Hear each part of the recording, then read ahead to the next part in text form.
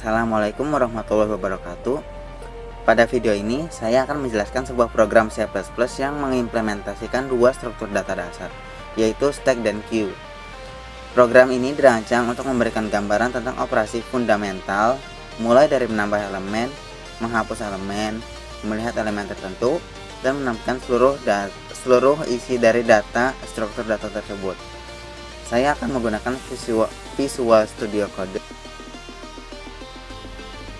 Di sini terdapat fungsi penting, yaitu include uStream, include stack, include queue, using namespace std. Ketiganya memiliki fungsi masing-masing, ya, khususnya include ini. uStream digunakan untuk proses input dan output melalui cin dan cout. Yang kedua ada stack.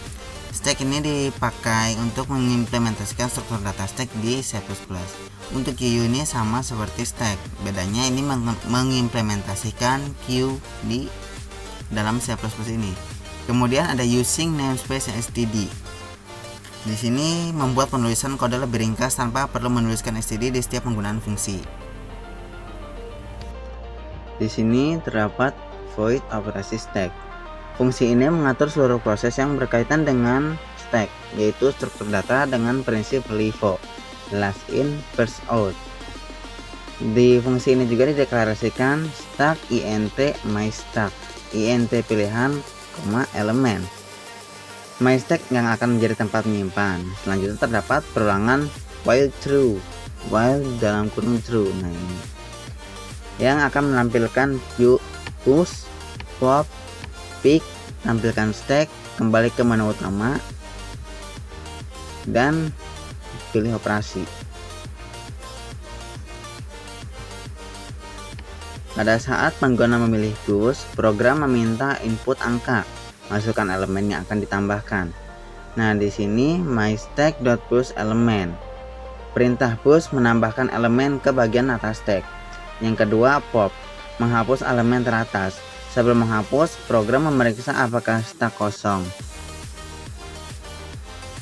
Jika stack kosong, program akan memberikan output stack kosong, tidak ada elemen yang dapat dihapus. Yang ketiga ini pick. Pick digunakan untuk melihat elemen paling atas tanpa menghapusnya. myStack.top. Nah, yang ini. myStack.top ini pengecekan kondisi kosong tetap dilakukan agar tidak terjadi error. Yang keempat, tampilkan seluruh isi stack.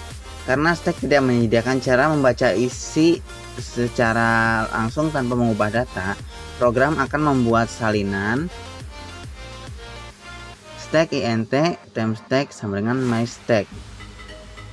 Nah, jika tidak ada stack maka akan kosong dan mengeluarkan output stack kosong. Untuk yang kelima ini return, kembali ke menu awal. Jika pengguna memilih nomor 5, otomatis akan tampil kembali menu-menu yang ditampilkan. Jika pengguna memilih nomor 1 sampai 5, program masih berjalan, tapi lebih dari itu program akan mengeluarkan output pilihan tidak valid. Silahkan coba lagi.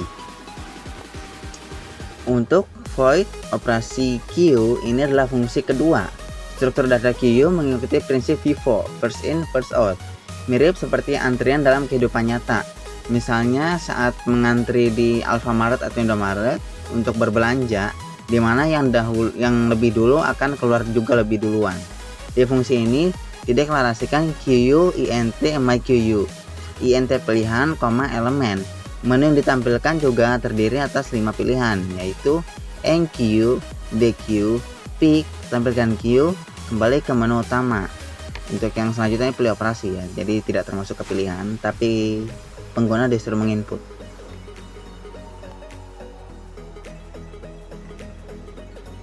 Case yang pertama ini enqueue, menambahkan elemen ke belakang.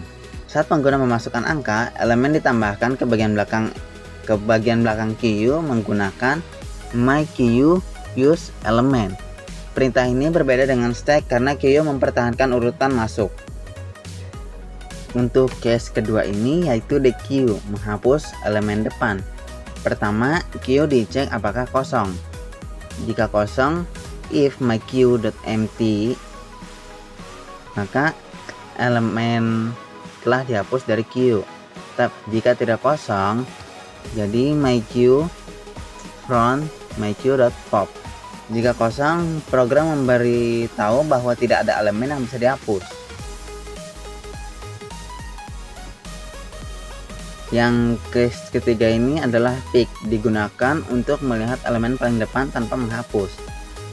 myQueue.front.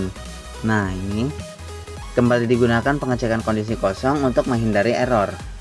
Yang keempat, tampilkan isi queue. Sama seperti stack, queue juga tidak bisa diiterasi secara langsung tanpa mengubah data. Karena queue itu dibuat sementara.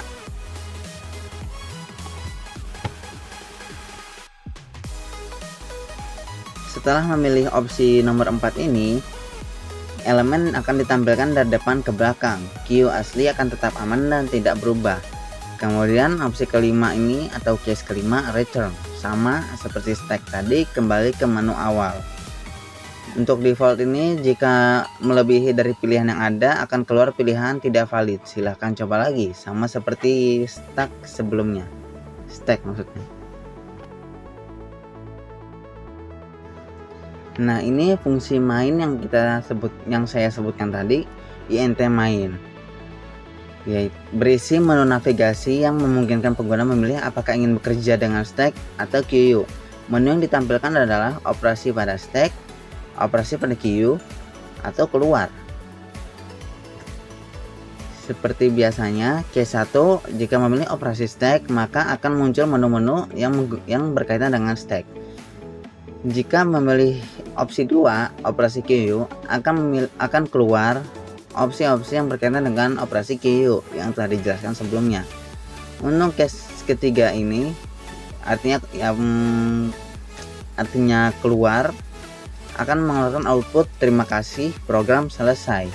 Untuk default ini artinya di luar dari 1 sampai 3. Jika misalnya input nomor 4, maka akan keluar pilihan tidak valid, silahkan coba lagi. Secara keseluruhan, program ini menunjukkan bagaimana operasi dasar stack dan queue mendapatkan implementasi dalam bahasa C++. Program juga mengajarkan cara membuat menu interaktif, cara melakukan pengecekan sebelum menghapus dan membaca data, sebelum menghapus atau membaca data, serta bagaimana menampilkan isi struktur data dengan menggunakan struktur sementara. Struktur data stack dan queue merupakan dasar dari banyak algoritma, sehingga pemahaman terhadap program ini sangat penting dalam mempelajari struktur data dan pemrograman secara lebih mendalam lagi. Demikian penjelasan mengenai penerapan struktur data stack dan queue pada C++. Kurang lebihnya mohon maaf. Wassalamualaikum warahmatullahi wabarakatuh.